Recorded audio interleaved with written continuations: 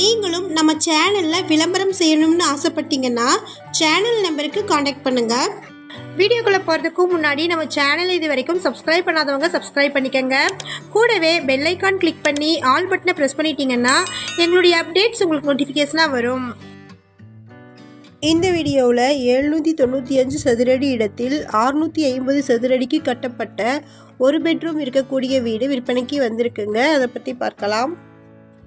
இது கிழக்கு பார்த்த வீடு 30 அடி ரோடு பேஸில் லொக்கேட் ஆகிருக்கு. இந்த வீட்டிற்கு லோன் பண்ணிக்கலாங்க. இந்த வீட்டினுடைய மொத்த விலை 25,50,000. Amount slightly negotiable.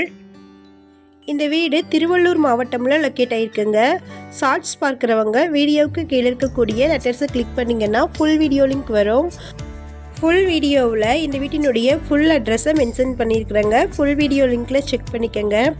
இந்த வீடியோ உங்களுக்கு பிடிச்சிருந்தால் இந்த வீடியோவுக்கு அப்படியே ஒரு லைக் கொடுத்துருங்க. உங்களுடைய லைக்ஸ் தாங்க நாங்கள் அடுத்தடுத்த வீடியோக்கள் போடுவதற்கு ஒரு மோட்டிவேஷனாக இருக்கும். இந்த வீடு திருவள்ளூர் மாவட்டமில் நியூ திருப்பதி பைபாஸ் ரோடுக்கு நியரில் வேப்பம்பட்டுக்கு பக்கத்தில் இருக்கக்கூடிய கந்தன் கொள்ளையில் கோகுல கிருஷ்ணா நகரில் லொக்கேட் ஆகிருக்குங்க. வேப்பன்பட்டில் இருக்கக்கூடிய நியூ வேலம்மாள் வித்யாலயா ஸ்கூலில் இருந்து 2 கிலோமீட்டர் தொலைவிலும், பட்டாபிராம் டைட்டில் பார்க்கில் இருந்து 7 கிலோமீட்டர் தொலைவிலும் இந்த வீடு லொக்கேட் ஆகிருக்கு. லேண்ட் ஏரியா பார்த்திங்கன்னா 795 சதுரடி இருக்குது. இதில் 650 சதுரடிக்கு இந்த வீடை கன்ஸ்ட்ரக்ட் பண்ணியிருக்கிறாங்க. ஒரு பெட்ரூம், ஒரு ஹால், ஒரு கிச்சன் ரூம் இருக்குங்க. வீடு கிழக்கு பார்த்திருக்கு. 30 அடி ரோடு பேஸில் இந்த வீடு அமைஞ்சிருக்குங்க.